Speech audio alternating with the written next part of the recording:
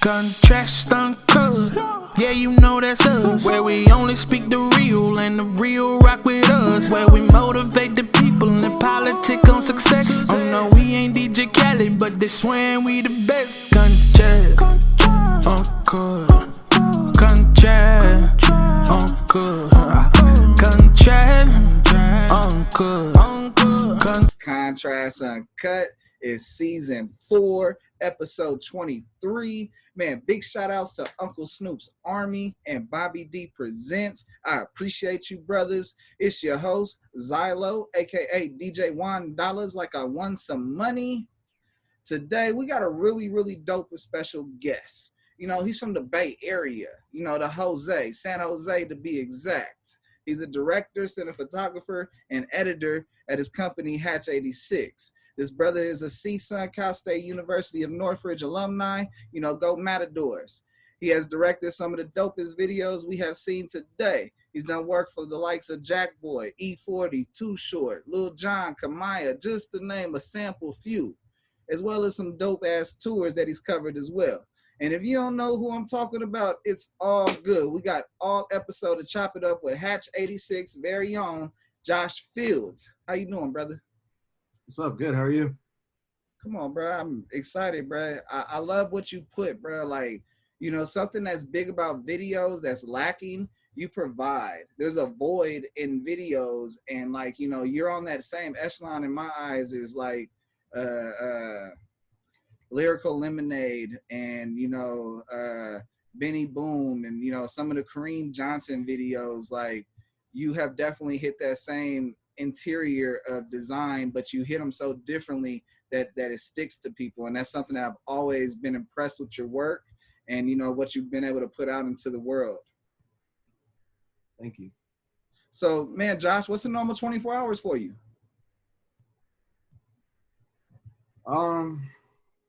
So usually I'm not waking up early because I've already been up late the last night editing.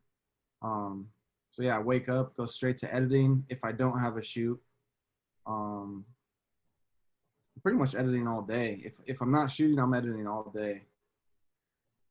I typically clock out at like 2 a.m., 3 a.m.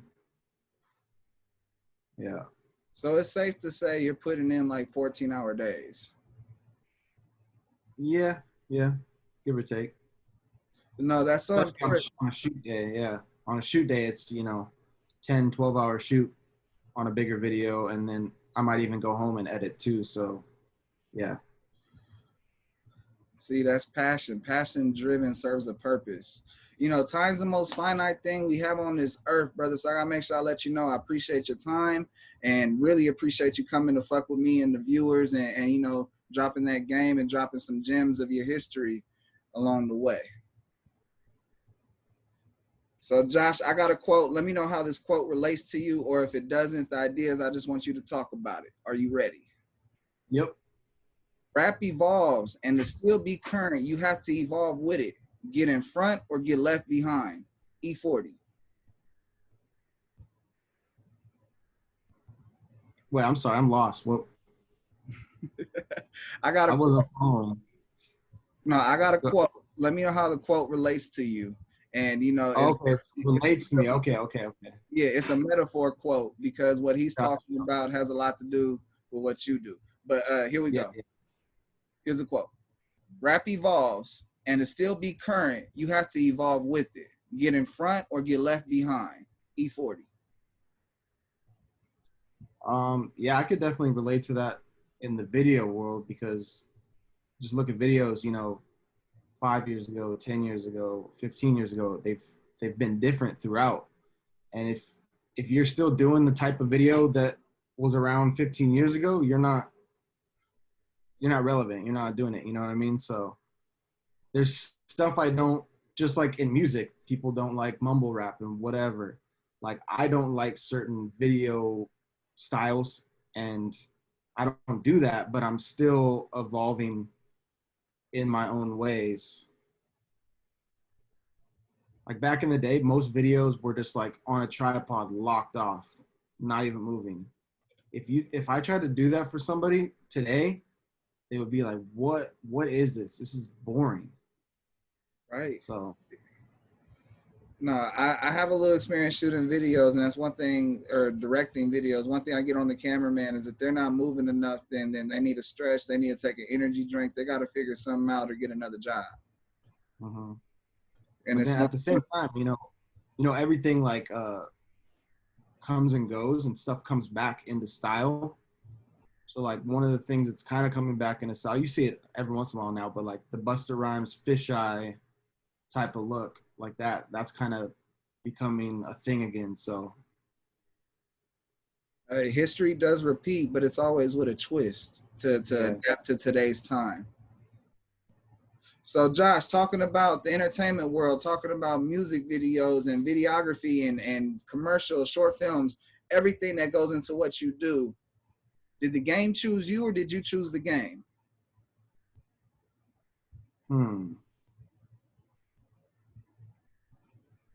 I guess a little bit of both.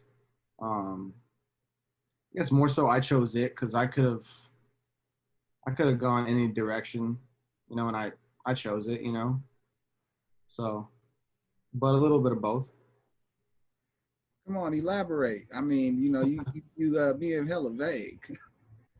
Um, yeah, I don't know. Like, so I grew up filming skateboarding, and I fell in love with filming skateboarding, and then I realized that it was like more than filming skateboarding; it's just filming in general, And then like in my high school years, I started like really getting deeper into music, and then I was like, oh, I'll put these two passions together, film music videos, And back then, this was like early 2000s, and music videos were like at their height back then, like you got TRL and whatever, and like these people were getting $1 million budgets for music videos. It's like, yeah, that's what I want to do. So went to college. I was like, all right, I'm ready to do this. And then now there's no more budgets in it, but it's what I love to do. So I'm gonna keep doing it. Josh, when would you consider like your first confirmation that, being in the director's chair is what you're supposed to do with your life? Like what was the confirmation that, this is what I'm supposed to do?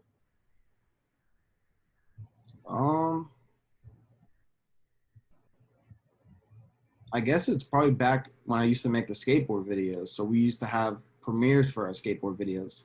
It took about like a year to make the video, and then we'd set up a premiere, whether it was like, sometimes it was at an old movie theater, sometimes it was at a pizza place, one time it was at a bar, but we would get all these people that would come out to see our video that, it was all me and all my friends, but like it was me that filmed it, me that edited it, and all these people were there to see my video. So I guess it was probably then.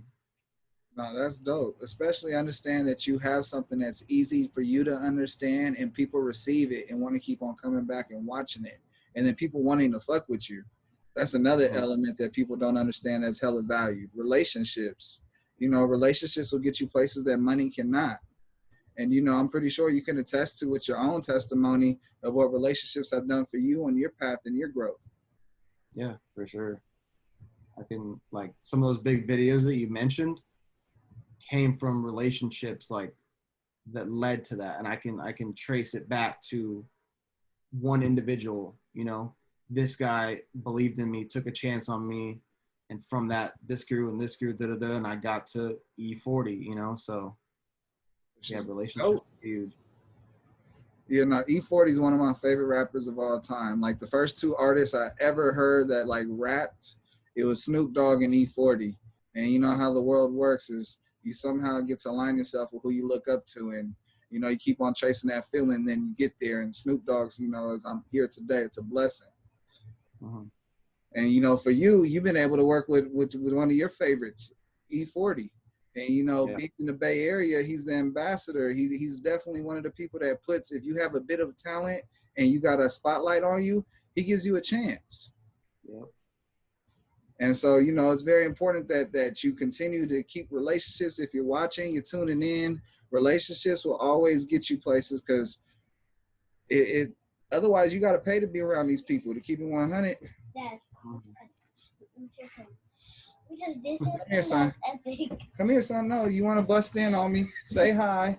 Say hi. All right, tell me about your epic move later. So like, we We just Son, color I'm it. working. It's his time. We just color with the water. We're talking. It looks so epic. You know, the one thing about like being on quarantine is that you don't do your work on the road anymore. You have to do it from home. And so it makes you accessible. So these kids understand that there's no lock on the studio door.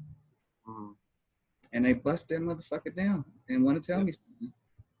Yeah. Okay, back to the script.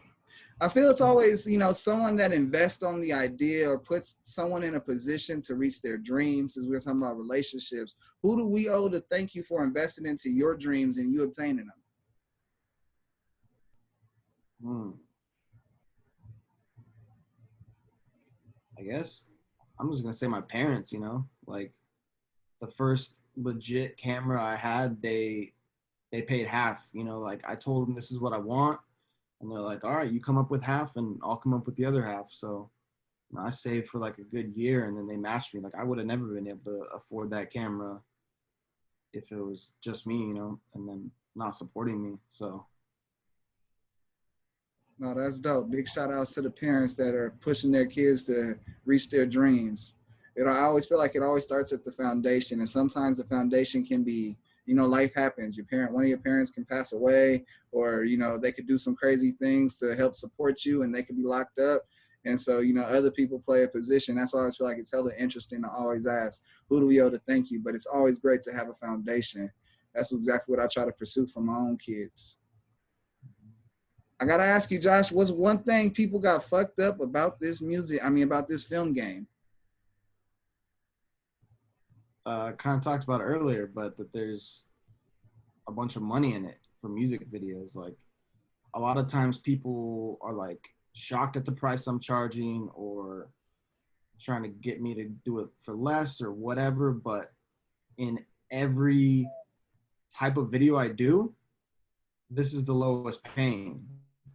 You know, like I can go do a corporate video and make a bunch of money and it's easy. But then when it comes to a music video, I'm like busting my ass these 10, 12-hour days that I've been planning for weeks before that, you know, for little pay. And I do it because I love it. But it just kind of, you know, it annoys me when people think that I'm overcharging when it's the opposite. You know, something to embrace is knowing your value and knowing your worth. And that's something that, you know, I feel like a lot of people want to dismiss. And just that's something that they definitely have fucked up. I'm happy you highlighted that. What would you be doing if you weren't making films and videos?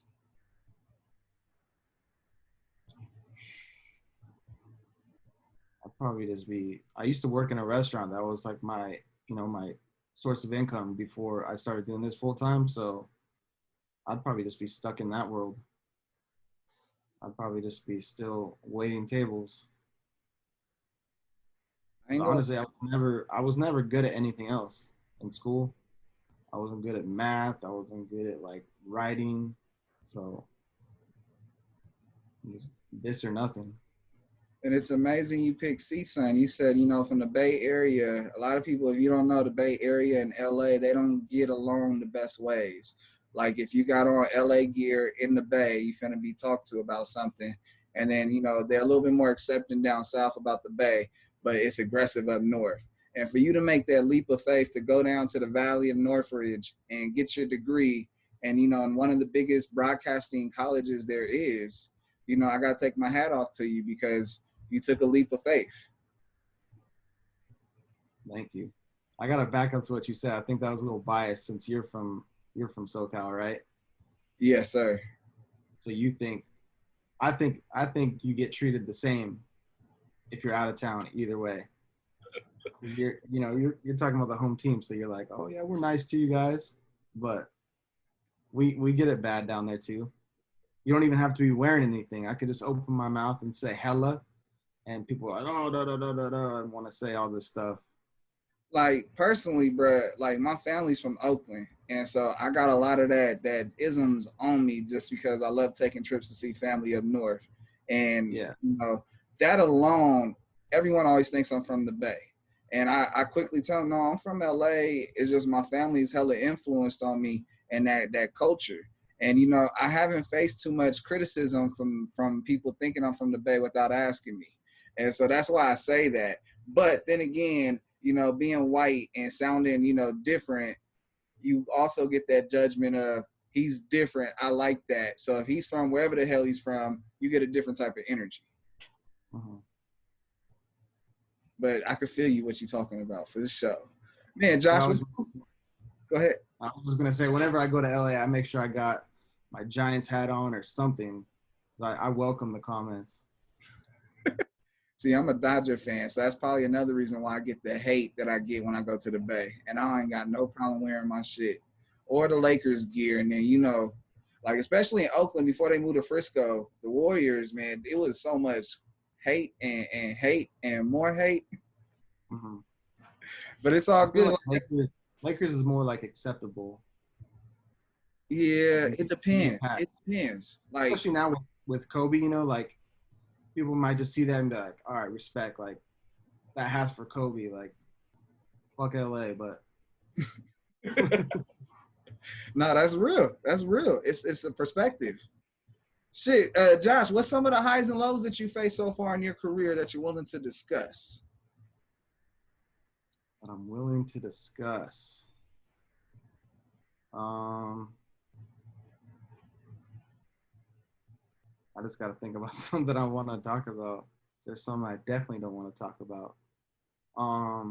Let's just go with highs first. I guess probably traveling to shoot music videos. Those are, before I ever did it, that's what I wanted to do. Not all the time, but I was always seeing these videos like in these tropical places, and I was like, that's not work. Like this is already fun to me, like shooting a video, like in the street, whatever. Like, but if I was shooting on an island, whatever, like sign me up for that. So I've gotten to travel like quite a bit and shooting some places that I've never been before. So that's definitely probably one of the highs. Lows,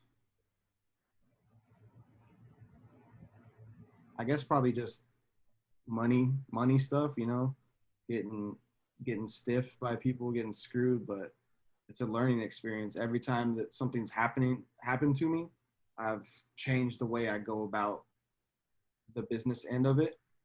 So they've been expensive lessons, Right. It sucks, but it's got to happen for you to learn how to do things and protect yourself. Sometimes you got to take the long way and the wrong way to learn the whole area, to learn the landscape. And, sometimes it's a blessing because if you keep on having a whole bunch of just everything goes right, when that one person that does something, shady or faulty, it's going to hit you more than, versus prior. It's just little stuff that gets you. It could be some money, but the growth and learning from that costs, you earn way more from it as you grow. Yeah. I feel it 100%. Now, I want to know, from all the HATCH86 films that you have done, what's your 3 favorite videos that you've done of all time? Ooh. I know it's like picking between babies because I know especially every music video is a passion project. Yeah. I used to like have my 3, just, I just rattle them off or whatever. And I would just say that all the time when people ask me this question. And then more time passes and then I look back at it and I like, judge my work more. I'm like, damn, I got to stop saying that one. You know what I mean? So I guess I'm still going to go with one that it's kind of older now, but the Philthy Rich video featuring Too Short and E-40 and Ziggy, and then Tracks A Million was on the beat. Those are just all like Bay Area people that I wanted to work with all in one, so. And that song is like, it's a classic, like it's a modern day classic for sure, I feel. I was hearing that thing on the radio, like in different states and everything. So it blew up for a little while. It's actually that thing that doesn't have that many views on YouTube. So that was the remix to the song. the regular one has more, even though it doesn't have those guys on the song. So I don't know, the video just kind of flopped, but I still love it. What else? I guess probably the Jackboy and Tech video I did for that. That was a big one, and that one came straight from Ghazi at Empire. He hit me up and had me do that. So that was just dope how it came about, you know, and then I just went hard on the video. So I'll put that one up there too. And then, damn, I don't know, it's hard. Can I cheat real quick and look at my YouTube? He said, let me see which one has the most views, and then I'm going to go with that one. No, it's not even about the views. Hey, well, while you do that, I want to make sure I give a big shout out to Ghazi at Empire and everything that brother is doing. And, you know, it's always dope that he's looking out for the hometown team, because no one else is looking out for the hometown team. That's something I always feel like the Bay never gets enough credit, enough opportunities, and just enough, you know, to really understand that so much comes from that soil. That soil has enriched so many different regions that, you know, needs to have attention to. And Ghazi's one person that's putting the spotlight on that. And, you know, I want to make sure I give a big shout out to him. All right, I got it. Hit me with number 3. The Lil Jon and Mac Dre, Ain't No Telling. Forgot about that one for a second. That was, you know, I didn't technically work with Mac Dre, but right, in a way I did, and that was something that I never imagined I would do, obviously, you know. So that's dope as fuck that you got to work with footage of Mac Dre to put in your video. And it makes you feel like you was working. That's dope. Now that's dope. All right, I got one more question about the entertainment world, and then I'm gonna transition out. And, you know, I want to know, what's been your dopest moment so far, you know, being in this film world? That's something that sticks out more than any other moment.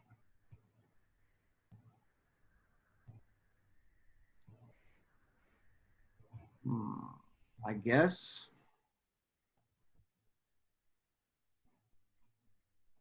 probably just back to the traveling. Like, that's just crazy to me that I'm going to places like Hawaii and Puerto Rico and a bunch of places in Mexico to shoot a music video.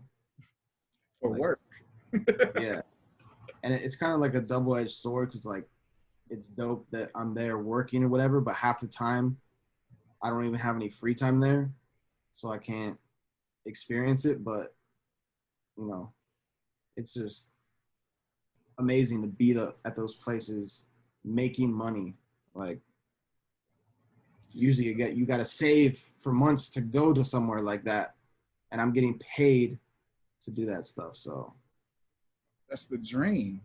So does that mean you and the DP don't get to just jump around in the car and go figure out what you're going to shoot and sightsee, but plan that to be in the treatment? Or, you know, is there any cheat codes you doing?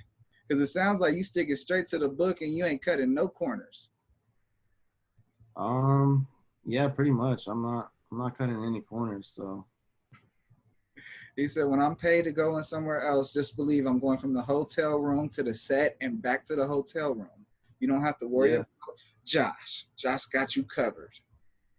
Yeah, half the time I'm too tired anyway, you know, like after a day of shooting, I'm not going to go out after, because I'm done and we got to shoot the next day at, you know, 8, 9 a.m., whatever. So. Yeah, no, and I got that from the beginning. Fuck getting up early. Yeah. Oh, I'm going to transition, brother. I'm going to take a pause on the entertainment. I got my 2 segments. And, you know, my first segment is my awareness segment. And, you know, I feel that knowledge is power, but when you use that knowledge, it becomes your superpower.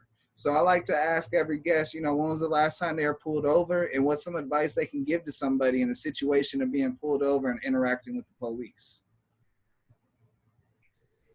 Last time, I haven't been pulled over in a long time, because I think it helps. I drive a white Ford Explorer, so I look like a cop. So I think I got like a pass from them. Like, oh, he's one of us, let him go. Um, I think last time I actually got pulled over was on my motorcycle like 5 years ago, and the dude was a dick. Like, I ended up getting a ticket. And it was for some bullshit that I didn't do, whatever. But I just shut my mouth and just took it. You know, like I wasn't gonna argue with the dude. Like, Right. I've done that in the past, and it's not helped. So No, absolutely, brother. And you know, it's important to put your pride to the side and get through the situation as quickly as possible. yeah, and two, you can always go to court after. So that was my plan, and then that backfired anyway. But that's a different story. Sure, I ain't gonna lie. I don't like the idea of someone with a gravel that can hit the damn thing and then he can say whatever the fuck he wants and you gonna go sit down for as long as he says. I don't like that shit. It's hard for me to go to court. But yeah, I just shared something I really don't like talking about. So yeah, I got my next segment. It's called Impulse Q&A. And you know, just like what I said, I got impulse questions. I hopefully get an impulse answer. You don't like my question, it's all good. It's contrast uncut. I got another one for you. But the idea is I want you to answer 3. Are you ready? Yep. Question number 1. What is one place you recommend going to at least once in this lifetime?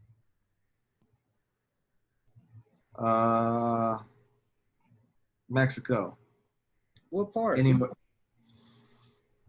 on the ocean, like all the touristy spots, I guess. Cancun. Yeah, let's just go with Cancun. When you're young. Okay. I went there when I was 18, and that was a crazy time. Well, what about for all the old folks? You know, I'm about to be 33. I'm trying to find something fun to do. And I know you go out there to work, but I know you've seen some nice shit. Yeah, well, I recently went to near Cancun, when I was older, like 31 or something. And there's stuff to do then. Like I went to like Mayan ruins and did shit like that. So I'll stick with the same answer no matter what your age is. They got something for everybody out there. That's right. Question number 2. What is one thing you hate but you wish you loved? Watermelon. Mm. I hate it. I can't stand it. I don't like the taste. I don't like the smell, the texture. But I understand how refreshing it is on a hot day. But I can't do it. I respect you, brother. I love watermelon, and you're the first person that ever told me that they don't like it. And so it's like, and you hit it so respectfully. Shit. Shit. Question number 3. What is the funniest thing you've seen a kid do? Funniest thing I've seen a kid do?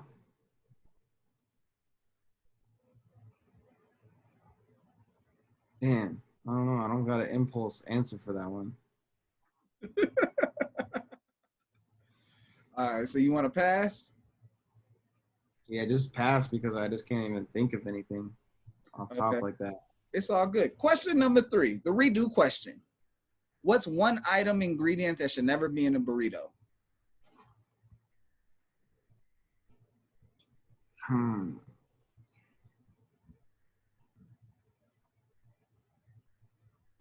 Watermelon. No, I'm just saying.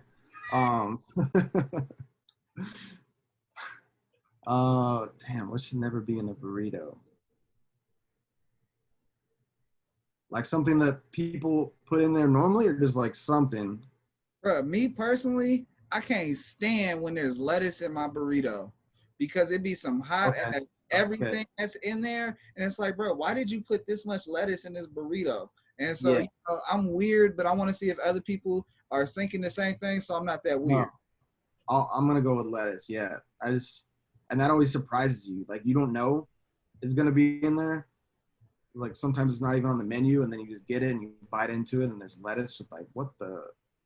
Come on, bro. Who wants to eat soggy, hot lettuce? Period. Who wants to eat that? Yeah. I'm cool. How come street tacos don't have lettuce, but your burritos do? Yeah. I'm sorry. You know what? I'm happy you engaged with my hatred for. It's not even hatred, but it's my dislike for lettuce and burritos. Thank you for joining me. We are gonna I think continue this fight. I think it's only happened to me like twice, but Bro, yeah. it catches you the fuck off guard. Mhm. And then I'd be damn, like, I like the spot I go to. So it's like, they make, it's rare to find good ass carne asada and al pastor. Those two things, like, if they get down with both of them, you're like in a great, great spot. And when I found out that these motherfuckers put lettuce in there, hurt my soul. Yeah. So Josh, brother, you have survived my awareness segment. You have survived my impulse Q&A. And as a reward, let's promote. Let's have the viewers that are tuning in to run up whatever you want them to run up, whatever you're excited for coming up, lace us. I mean, subscribe to my YouTube channel, HATCH86 Films. I'm like slowly trying to grow that. I'm not putting a big effort in there, but I am, posting original content behind the scenes that you won't see anywhere else. Yeah, follow me on Instagram, HATCH86 Films. I'm always posting on there. I think I post more on my story than I do on my regular feed. But I know on all why. my shoots, huh? I said, I know why you posted on your story, because you can see who really looks at your shit. I don't do that. Sometimes I like forget that you have that option, and then like I'll remember and be like, oh, I'm gonna see who looked today, But half the time I forget that you can do that. But it is interesting to see like who sees your stuff. Yeah, no, that shit's dope. Sometimes I'd be just like, wow. I found out like pretty much like, when people go through your things, it's like, why is this chick looking at your stuff? And it's like, first of all, I don't know why she's looking at my stuff, but how did you know she was looking at my stuff? Don't you know your story tells you everyone that looks at it? Oh, okay, that shit is dope. Mm-hmm. So, bro, I got one last question for you before I tune out and close up and wrap up. And that question is out of all the hats you wear, from all the things you do, music videos, short films, commercials, which one's your favorite to do? Music videos for sure. Yeah. And then what role is your favorite? Do you like directing? Do you like being, the guy holding the camera? Like, what is your favorite role? Or do you enjoy editing the most in production? No, definitely not editing. Like that feels like everything I do doesn't feel like a job. It's fun.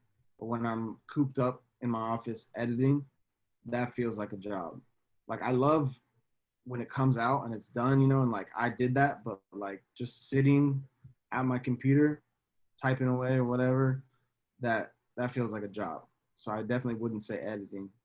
I'd probably just say directing. And then, every once in a while I'll be in the mood that I just want to shoot, so it's cool to be like the DP sometimes and, you know, take direction from somebody else and just worry about composing the shots. So directing or DP. Mm. Now, do you allow people to come, like pretty much work for free and get knowledge as interns? Or, what's something that people, if they want to work with you, like what's any type of knowledge they can give out to the world? Yeah. I'm definitely always letting like PAs come on set and just learn and soak up knowledge, like whether they have some knowledge and they want to be hands-on, or sometimes I'll have people that are just kind of in the background, just observing. So I like to give people that chance because I never got that chance. I used to reach out to directors when I was, first starting out, be like, hey, like, I'd love to come to your set and help out in any way. I'm just trying to learn, and nobody would give me the time of day. So I try to, give that opportunity to people that want it. Bruh, thank you for paying it forward, bruh. Now that's huge. That's huge. Now, if that's inspiration without having to tell somebody, then you know what? Open your eyes and rewind this shit. Man, if you haven't noticed, my show is different. It's unique. I got segments because they got segments. I don't do segments like them. And, I got to keep that same energy. And I'm like, how do I close out? The viewers knows it's coming. I'm going to hit you with it. You got any questions for me? Yeah.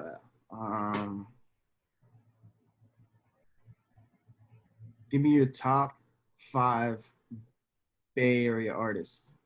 Top 5 Bay Area artists. Number 1, E-40.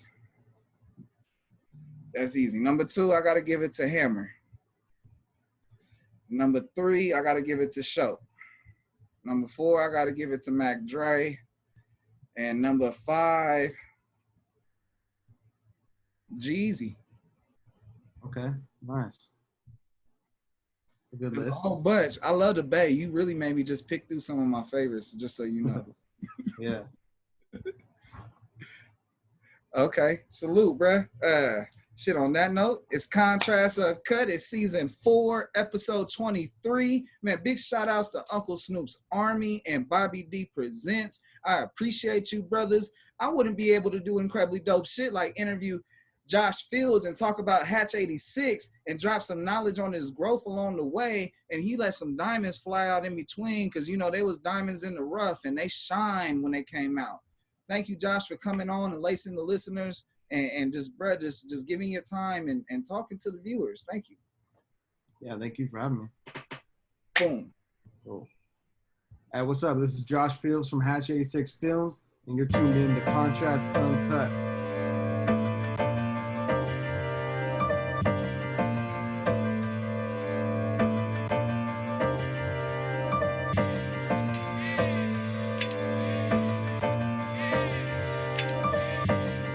Yeah, this really remind me of some, hey, this really reminds me of some Tribe Called Quest.